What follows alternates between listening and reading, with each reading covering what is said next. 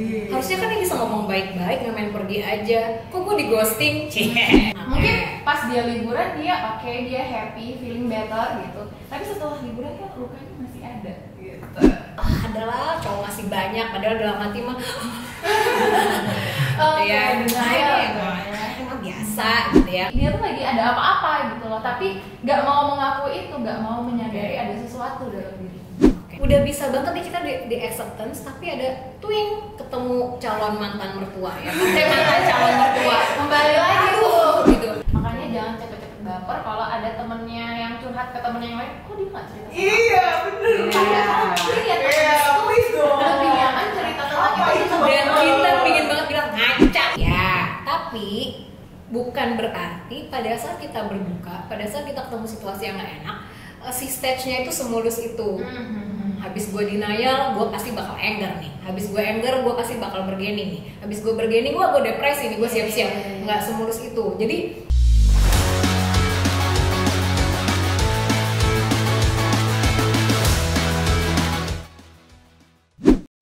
Assalamualaikum warahmatullahi wabarakatuh. Waalaikumsalam warahmatullahi wabarakatuh. Selamat pagi untuk teman-teman semua pendengar podcast Rumah Sakit Pelita Insani yang disponsori langsung oleh Bank Syariah Indonesia. Ini di episode ketiga kali ini ditemani langsung oleh saya, Dr. Gralia Rizky, dan tentu saja saya tidak sendirian. Di depan saya sudah ada nih salah satu dokter kebanggaan Rumah Sakit Pelita Insani. Kita sambut dengan meriah Dr. Winda Octaria. Banggaan ya. Ya, selamat pagi dok. Pagi, Gimana kabarnya? Gralia? Alhamdulillah baik banget. Alhamdulillah baik. Secara fisik dan mental Berasa dieksplor. Alhamdulillah secara fisik dan mental. Harus dong. Ya, dok. Oke, hari ini kita bakal ngobrol-ngobrol santai sih dok ya. Terkait ini saya yakin sih teman-teman pasti udah gak asing di telinga teman-teman semua, apalagi lagi trending sebenarnya nih dok. Masalah self healing. Kan sekarang tuh orang-orang dikit-dikit healing, butuh healing. Capek dengan kerjaan maunya healing. Capek dengan urusan rumah tangga maunya healing gitu kan ya. Dan selalu diasosiasikan healing itu dengan liburan gitu. Kita belum tahu nih sebenarnya healing yang dimaksud sama orang-orang di media sosial itu sudah tepat atau belum gitu.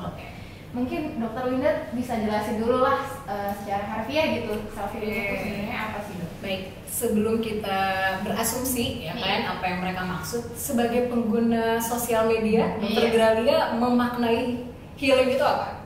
Kalau saya pribadi nih ya dok, healing itu kan sebenarnya proses kita untuk sembuh, ya sembuh dari ada sesuatu luka di dalam diri kita. Asik. Yang Asik. dan itu perlu disembuhkan sama kayak luka fisik gitu. Tapi ya cara healing orang tuh beda-beda tergantung bentuk lukanya. Kayak bisa kita samakan bahwa oh aku ada sesuatu yang baru, aku healingnya liburan sama kayak orang lain gitu. Itu sih dok. Oke, sebenarnya kalau kita melihat kata healing sendiri itu kan penyembuhan ya.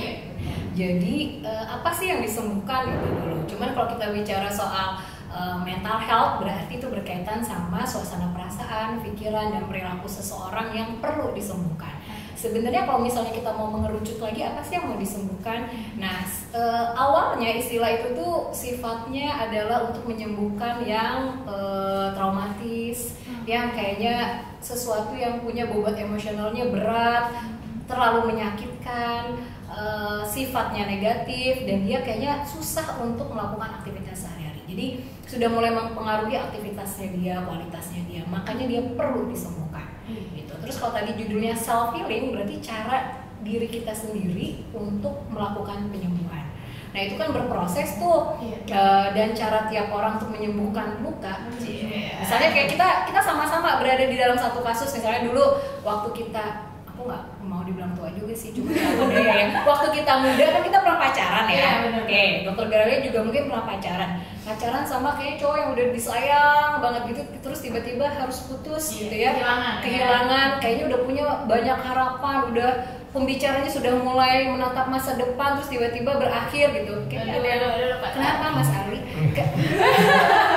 Dan itu kan kita nggak tahu, tiba-tiba kita selesai gitu. Terus kasusnya sama nih, putus dari pacar, dokter Gralia putus dari pacar, saya putus dari pacar, tapi mungkin dokter Gralia bisa move on lebih cepat dari saya. Nah itu banyak faktor. Satu terkait sama ciri kepribadian seseorang. Ciri kepribadian saya mungkin sama dokter Gralia berbeda gitu ya. Terus bisa juga dengan coping mechanism. Jadi cara kita untuk strategi kita untuk menghadapi situasi yang buat kita nggak nyaman.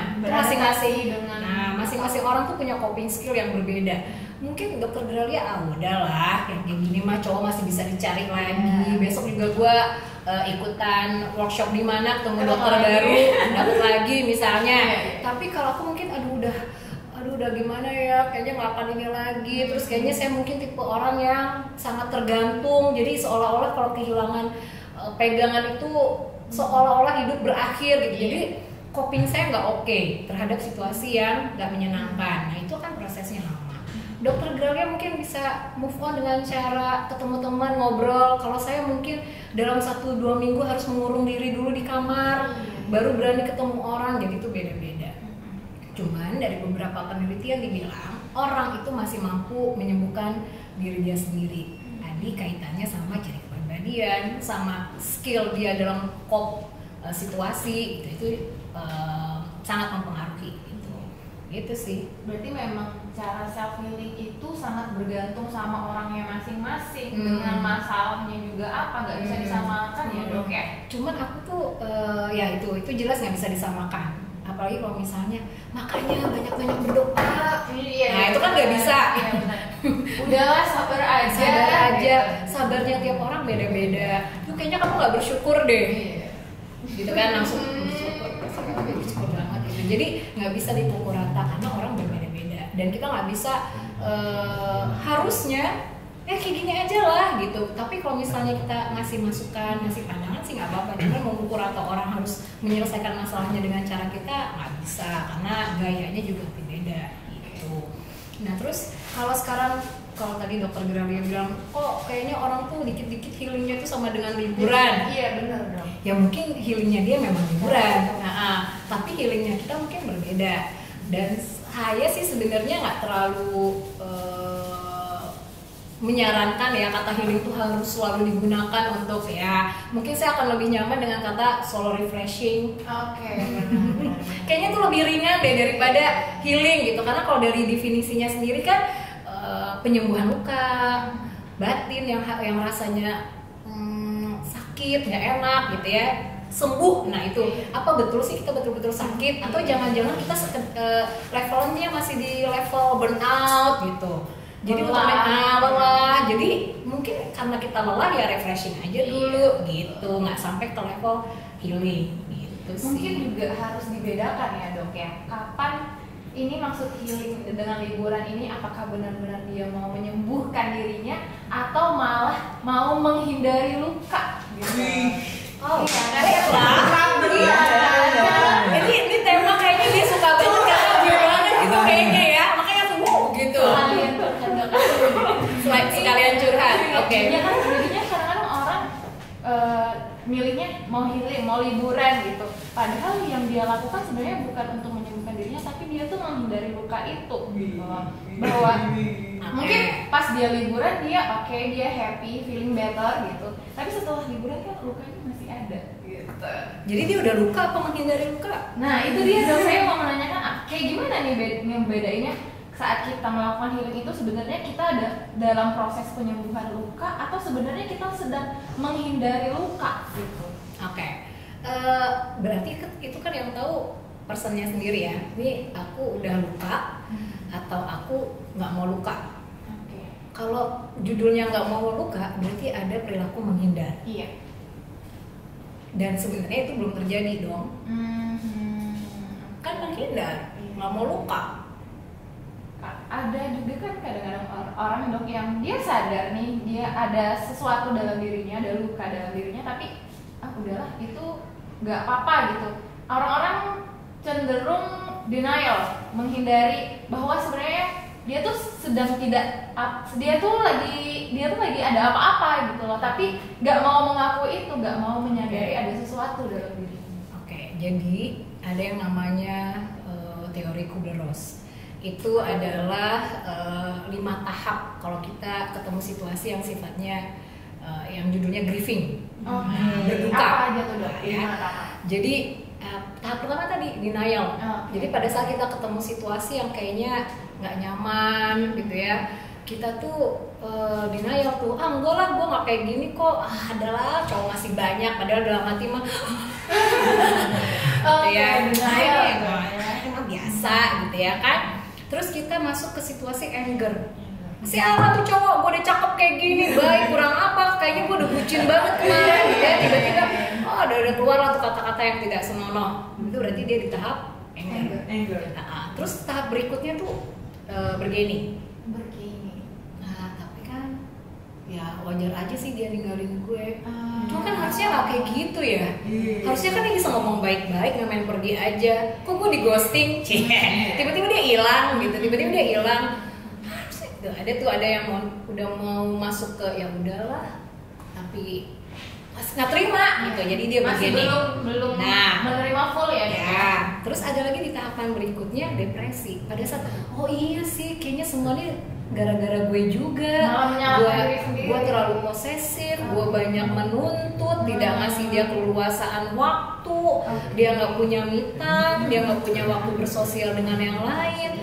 Dia sadar bahwa kayaknya mungkin pantas gue salah, emang pantas gue ditinggalkan, akhirnya masuk ke fase yang terdepresi. Dan itu kan nggak nyaman ya. Terus akhirnya butuh waktu sampai akhirnya dia menerima, ya sudah, berarti emang gue harus selesai sama dia. Oke, saya bisa ketemu sama yang lain lagi. Kayaknya saya harus fokusnya sama masa depan saya. Kayaknya saya harus fokusnya sama diri sendiri. Berarti dia sudah mulai bisa masuk ke fase acceptance. Tapi bukan berarti pada saat kita berduka, pada saat kita ketemu situasi yang gak enak, si stage-nya itu semulus itu. Habis gue denial, gue pasti bakal anger nih. Habis gue anger, gue pasti bakal bergaining nih. Habis gue bergaining, gue depresi nih, gue siap-siap. Nggak semulus itu. Jadi udah bisa banget nih kita di acceptance, tapi ada twing ketemu calon mantan mertua ya. Mantan calon mertua. Kembali lagi tuh, gitu. Luka lama. Padahal gue udah deket banget. Kembali lagi, depresi lagi gitu. Jadi sangat dinamis. Bukan berarti ini akan begini. Nah itu berkaitan juga sama fungsi otak kita, Cip. Ribet ya? Ini pasti yang lagi denger ini lagi mikir, aku lagi di tahapan yang mana? Pada saat kita punya pikiran gue lagi di tahap mana ya? Berarti kita mulai melatih diri untuk refleksi. Kita mulai itu perlu banget. Kita mulai melatih untuk belajar merefleksi diri. Karena dalam setiap perjalanan kita, pengalaman kita itu pasti ada maksudnya, perlu digarisbawahi. Kita jadinya belajar kenapa pada saat gue diputusin gue responnya nangis. Kenapa gue nggak cuek aja kayak Mbak Nanda?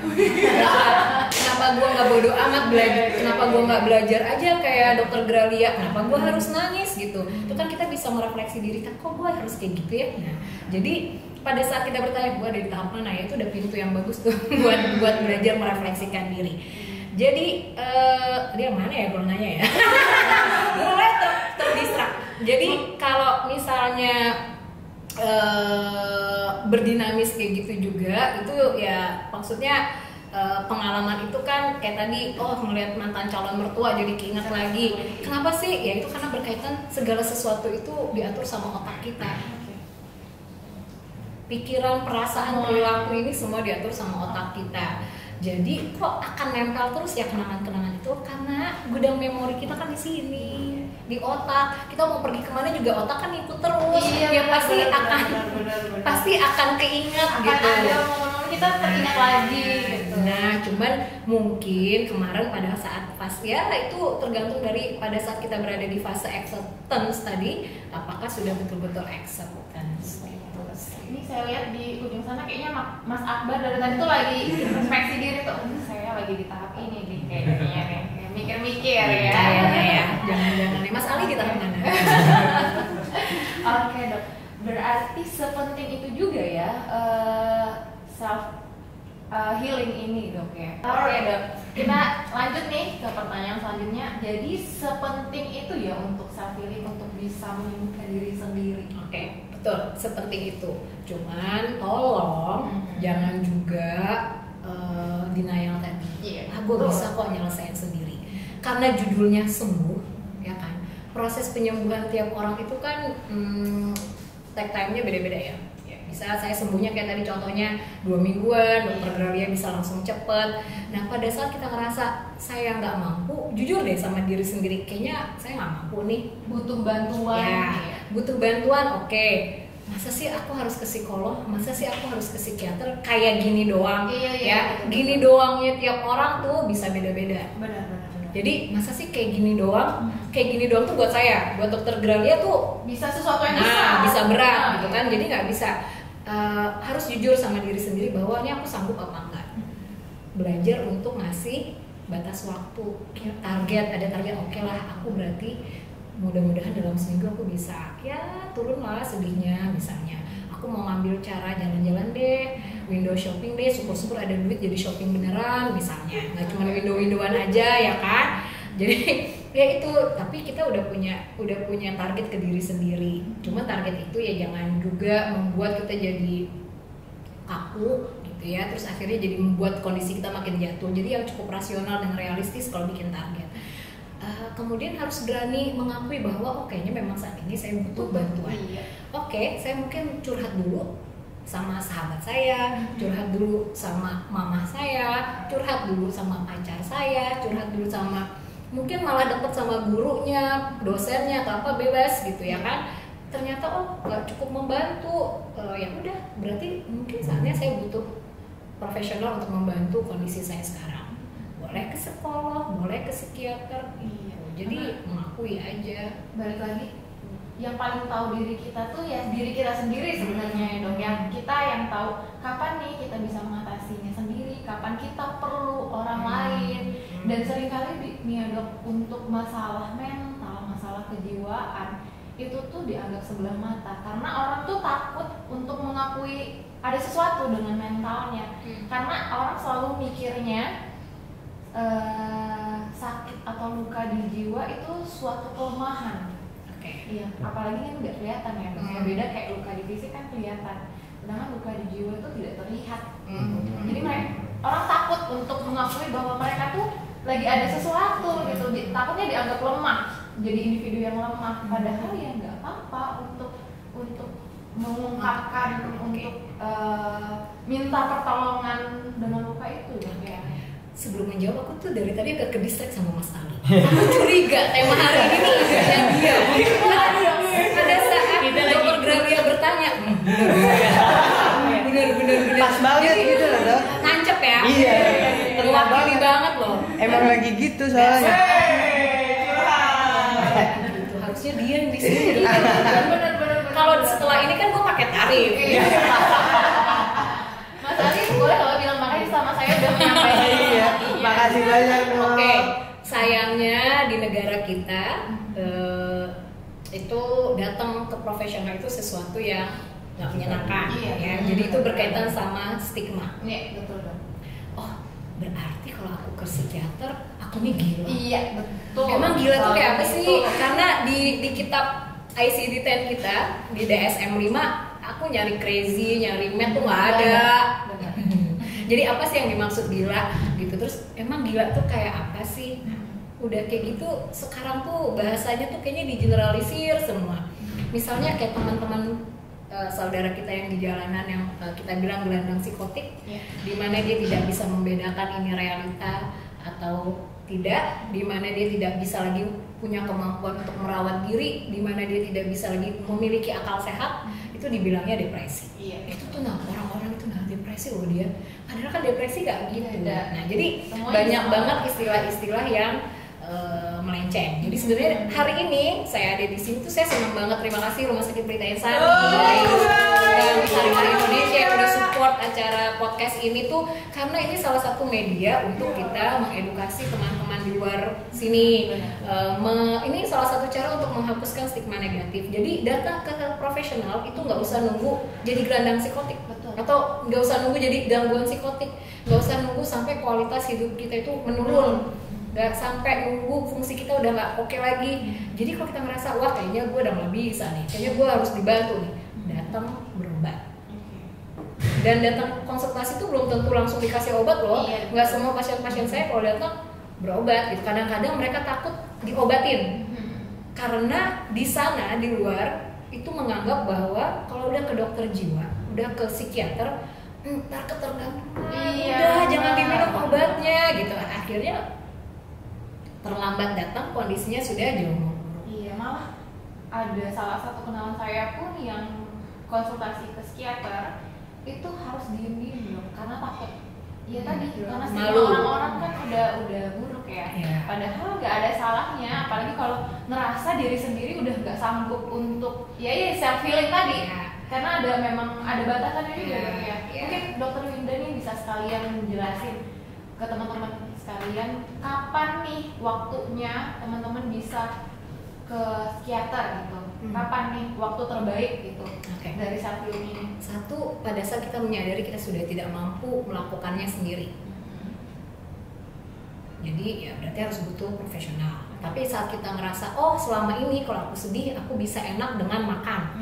Silakan makan dulu. Nggak ada salahnya. Nggak ada salahnya. Oh biasanya kalau aku lagi bete kayak gini nih, aku pergi aja dulu sebentar jalan-jalan 15 menit habis itu balik lagi, lakukan itu. Tapi pada saat strategi dan senjata tadi udah nggak ampuh lagi untuk memperbaiki suasana hati kita, memperbaiki perasaan kita, pikiran kita, perilaku kita jadi nggak benar, ya berarti sudah harus mencari bantuan. Itu yang pertama. Kedua, kuncinya adalah kalau itu udah berubah menjadi sebuah gangguan, kan kalau kita melihat arti kata gangguan jiwa itu kalimat pentingnya adalah fungsi kita sudah mulai menurun, kualitas hidup kita sudah mulai menurun. Contoh nih, kita ibu rumah tangga misalnya ya, biasa bangun dari jam 4:30 mulai masak air, nyiapin sarapan, nyusun baju anak, nyusun baju suami, menghidangkan di meja makan, makein anak, mandiin anak dan sebagainya, itu bisa selesai dalam 1 jam misalnya atau 1,5 jam beres. Tapi di hari ini, di 2 hari terakhir, di 1 minggu terakhir, kok kayaknya lemot banget, kok kayaknya lelet banget, sampai jam 7:30 kerjaan belum beres. Nah itu berarti fungsi dan kualitas kita udah menurun. Tuh bisa Jadi jangan bosan untuk mengobservasi diri sendiri, memonitoring. Kayaknya beda ya. Atau misalnya kok aku dikit-dikit gampang marah ya. belum tentu luka di mental tuh selalu diasosiasikan dengan yang cuma nangis aja nggak mau ngomong sama orang. Belum tentu ya dok, pokoknya kita harus bisa lihat diri kita ada perubahan nggak dari Bahkan kalau dia senangnya berlebihan Nah, dan itu kayaknya juga. apa sih ini orang kok harusnya kalau dia senang tuh nggak gini-gini banget ya. Nah itu juga kok beda ya gitu, ada apa sih gitu. Makanya kalau zaman dulu kita bikin diary itu nggak ada salahnya kalau ditulisin sekarang. Itu bentuk journaling. Jadi kita ngerti oh pola kita tuh kayak begini gitu. Karena juga nggak semua orang bisa dengan gampangnya curhat. Ya, ya ada mungkin ya dia lebih senangnya yang Nulis. Jadi bisa meluapkan isi hatinya. Biasanya saya juga ngasih tahu ke pasien apa yang paling kamu suka. Kalau misalnya susah ngomong kayak gini, menulis mudah nggak buat kamu? Mudah dok. Oke, pertemuan berikutnya boleh kok nulis. Jadi dari tulisan dia, saya bisa nanya, oh kemarin ada kejadian ini ya. Akhirnya kan dia bercerita tuh, oh iya dok kemarin gini-gini. Tapi kita membuka pintu masuknya dari dia menulis. Selain nulis kamu suka apa? Gambar. Oke, kita menggambar. Dari tema-tema gambarannya kita bisa tahu, waktu kamu gambar ini, nanti dikasih tanggal ya, gitu, dikasih tanggal. Waktu kamu gambar ini, emang suasana hatinya lagi gimana sih? Nah itu saya bisa membuka pertanyaan dari sana. Jadi banyak cara gitu. Nah itu salah satu bentuk self healing juga sebenarnya. Nah misalnya dengan hal-hal kayak gitu udah nggak bisa membantu kita jadi enak, ya udah berjiwa besar untuk saya butuh bantuan. Berarti self healing ini juga nggak harus selalu sama, maksudnya ya sendirian gitu. Kalau misalnya kita self healingnya dengan bercerita ke orang lain itu termasuk Ya nggak apa-apa, ya, itu kan cara kita. Dan self healing itu nggak mesti liburan ya. Iya, Pada betul. saat lo liburan lo senang, pulang liburan ya rekening gue. Tahu kayak gini nggak usah ke Bali gitu. Cukup ke Pelehari di pinggiran sungai apa tuh yang lagi rame. Itu juga udah nyampe gitu. Misalnya udah aduh tau gini kan nggak usah ke Bali, tau gini kan gitu kan jadinya gitu. Sama kalau ada masalah dan luka itu ya memang mau nggak mau harus dihadapin ya dok ya. Kayak istilahnya kita punya luka fisik, misalnya luka di tangan. Saat proses penyembuhannya kan pasti kita harus ngalamin sakit pas diolesin obat, saat dibersihkan pasti sakit ya. Itu kan kita menghadapi Ya. penyembuhannya. Nah. Sama kayak luka di batin kayak gitu juga dok. Luka. Kita harus ngelaluinnya fase sakit. Ya, itu tadi yang untuk 5 tahapan tadi iya, tuh. benar. Gitu. Memang Kan untuk pada saat sampai- kita denial kita sebenarnya ngerti ini enggak, ini beneran terjadi tapi gue nggak terima. Itu kan nggak nyaman ya menerima kenyataan. Iya, Tapi sibuk aja menyangkal, sibuk aja menyangkal gitu. Capek loh, Iya benar dok. ya kan? Capek loh. Capek banget. Jadi kalau misalnya saya nyuruh pasien bikin mood tracker yang grafik, kan pasien tuh macam-macam ya, nggak cuma menggambar, nggak cuma apa. Jadi kalau dibikin grafik, saya ngeliat grafiknya aja dah, kamu nggak capek? Hari ini senang, besok sedih. Itu melelahkan. Sayangnya nggak kelihatan, karena semua sumbernya di otak. Yang mungkin kita obak-abik otak kita ya kan, untuk ngasih nih gue nih lagi depresi, nih lihat nih serotonin gue lagi rendah, dopamin gue lagi rendah. Nggak mungkin kita berbicara soal itu. Tapi mereka dan semua orang nggak bisa paham. Jadi sebenarnya kita juga perlu punya sikap empati, bisa meraba rasakan perasaan orang lain, bisa menempatkan diri kita saat di posisi orang itu gimana. Betul itu penting banget. Ya, bukan berarti kita hanyut juga ya sama situasi dia. Teman kita curhat nangis, Yang tadinya mau Ya. libur jadi. Nah, kita emang sih nggak enak sih kalau kayak gitu ya. Udah pernah nyoba apa aja, aku juga membayanginnya nggak nyaman sih kalau kayak gitu. Jadi dia juga berasa dipahami. Nah itu. Dan di saat kita merasa dipahami, kita jadi lebih terbuka biasanya dok ya. Nah, itu. Orang tuh nanya, Nggak bisa. Kayak soalnya kayak misalnya kita cerita gitu ya, tapi person ini memang share-nya tuh kayak negativity gitu, kayak judging gitu-gitu. Oke. Itu toxic nggak sih? Kayak gimana gitu? Nah itu kalau bikin kita jadi nggak nyaman, sebaiknya kita menghindari dulu itu. Karena kan saat ini kita lagi nggak asik nih, terus tiba-tiba dapat lagi stresor baru, teman yang nggak asik, makin nggak nyaman dong kitanya. Kayak Mungkin easy dong gitu-gitu ya, nggak easy gitu ya masalahnya. berarti dia belum paham soal apa yang kita rasakan. Biasanya kalau kita punya temen nih, kita udah ada komplek, udah ada klasternya. Ini satu komplek nih, Iya. satu grup pertemanan. Ada komplek itu ada klaster A, klaster B, klaster C gitu kan. Kita biasanya udah punya label teman kita. benar banget. Mbak Nanda asik buat diajak Iya, benar, Dokter benar, Gralia benar, asik benar, buat benar. diajak nongkrong. Benar, Ini benar. pada saat kita tahu apa yang kita butuhkan, gue lagi pengen didengar, cari deh tuh si klaster Yang sesuai. Nah, si klaster yang mana yang bisa mau mendengarkan gue dengan sabar. Kalau kita salah berbicara sama orang, kita bicara sama orang yang juga gitu ya, yang nggak mau kalah juga gitu kan. Ya ampun, gue tuh lebih sedih dari lo Iya. kemarin, gitu ya. Jadi lomba. Lu mah masih Nah, jadi lomba ya. Gue tuh lebih sakit tahu gitu. malah ngebanding-bandingin masalah. Jadi Nah. kalau kita punya lingkungan pertemanan, lingkungan keluarga yang kita udah tahu, oh si A ini enak banget nih kalau diajak ngomong soal ini, oh si B ini bisa banget, akan mungkin banget ngasih saran yang baik. Ya udah, kita pergi ke orang yang tepat. Nah, itu. Makanya jangan cepet-cepet baper kalau ada temennya yang curhat ke temennya yang lain, kok dia nggak cerita? Iya, bener. Padahal dia Iya, please dong. lebih nyaman cerita tentang Apa itu? Dan kita pingin banget bilang ngaca, gitu kan? Ngaca dong, gitu. Kenapa gua nggak mau ngomong sama lo tapi ngaca dong, gitu kan? Sebenarnya Banyak banget yang baper. Iya. Belum tentu kita nggak curhat ke teman kita si A karena si A itu jelek atau apa Iya. gitu. Tapi mungkin ya kita tahu apa yang kita butuhkan. Betul. Jadi respect. Yes. Respect dan hargain dong gitu. Oh ya udah, mungkin dia memang lagi pengen cerita sama si A, bukan berarti Iya gitu gitu kan. Nggak semua kita tuh berteman, nggak semua harus kita curhatin gitu ya. Ini banyak banget kamu pengalaman hidupnya. Gue curiga. Hari ini tuh kayaknya orang ini. Blog ini sebenarnya temanya untuk diri sendiri. Oh, alhamdulillah, alhamdulillah banyak yang ngalamin dong. minimal bermanfaat. Terbayar ya. Siapa bilang kan Mbak Nana ada kalau itu?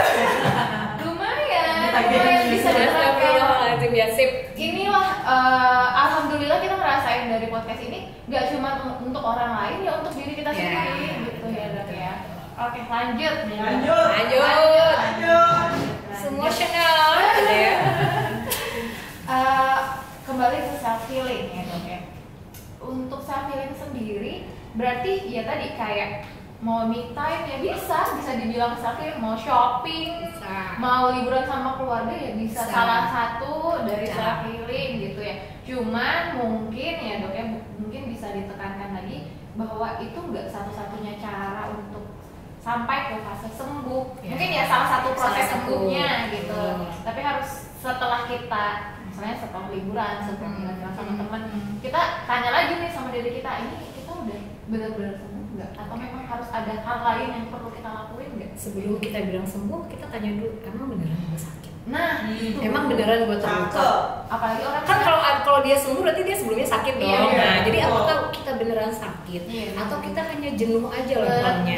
Atau kita hanya di level lelah aja? Misalnya kayak Mas Ali, tahu sih depan mata gue, jadi misalnya saya Mas Ali, aduh aku nih dalam 1 minggu ini kok dari pagi sampai malam terus ya aku capek yang dikerjain ini aja, misalnya udah lelah. Nah berarti yang dibutuhkan bukan healing banget gitu, bukan di level healing, tapi refreshing gitu. Iya benar-benar. Itu orang kadang nggak bisa beda, dan orang kan sekarang sering self diagnose ya Dok. Apalagi ada internet, apa-apa kayak gini cari di internet. Padahal itu di internet kan luas banget ya, makanya ada profesional yang bisa membantu. Misalnya kayak Dr. Winda, kita merasa ada sesuatu dengan jiwa kita, nggak ada salahnya kita tanya ke profesional, karena ya self diagnosis itu kadang-kadang membahayakan juga Dok, malah jadi lambat penanganannya. Satu hal, ini terutama yang berkaitan sama mental health ya, pada saat dia melakukan self diagnose terkait mental healthnya, tetap segala sesuatu itu kan ada positif, ada negatif ya. Positifnya adalah saya senang bahwa mereka punya awareness yang bagus sama mental health. Mereka berarti paling tidak sudah mulai melihat bahwa kesehatan jiwa itu sesuatu yang penting loh, sama pentingnya kayak kesehatan fisik. Jadi positifnya di situ. Negatifnya tadi akhirnya banyak melenceng dari sebenarnya kriteria diagnosis yang kita punya dari ilmu kedokteran itu sendiri. Misalnya dok saya bipolar, tahu dari mana kamu bipolar? Mood saya swing banget. Emang apakah segala yang swing itu pasti bipolar? Karena dalam menegakkan diagnosis bipolar kan ada kriteria-kriteria diagnosis sendiri. Jadi nggak bisa mudah itu. Nah, karena saya swing, saya bipolar. Saya nggak bisa sesempit itu. Terus misalnya aduh kok saya jadi nafas saya tercekat, terus berdebar berlebihan, berkeringat dingin, wah saya serangan jantung. Nah itu. Padahal yang dirasakan ternyata serangan panik. Karena semua hasil pemeriksaan penunjang semua oke. Nah, jadi karena dia bublik, nyeri dada, tidak bisa bernafas, jantung berdebar, keluarnya penyakit jantung koroner, segala macam, malah menambah pikiran. Akhirnya, yang awalnya bisa dibantu kalau misalnya cepat penanganannya, malah diundur-undur, ditunda-tunda menemui profesional, jadi terlambat seringnya dok. Dan dia udah shopping dokter dulu, udah ke dokter ini nggak percaya, tapi dok saya begini, datang lagi ke dokter ini, akhirnya uangnya udah keburu habis. Dan kadang-kadang denial pada saat dokter atau kardiologisnya, internisnya bilang ibu nggak apa-apa, mungkin ibu perlu ke psikiater.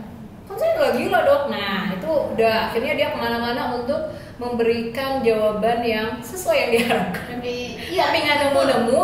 Akhirnya udah di level dia semakin berat, baru dia ya udahlah kayaknya semua dokter bilang saya harus ke psikiater gitu. Nah itu juga salah satu membuat orang jadi lama proses penyembuhan. Apalagi orang-orang kan seringnya pengennya mempercayai apa yang dia percaya ya dok ya. Sampai kalau dikasih tahu sebenarnya dia ada sakit ini dia enggak kok, kayaknya enggak, padahal memang dia sakit gitu. Dan menyangkal itu baru di tahap pertama proses. Masih banyak tanda-tanda. Jadi itu aja udah lama sendiri gimana dia ke acceptance gitu.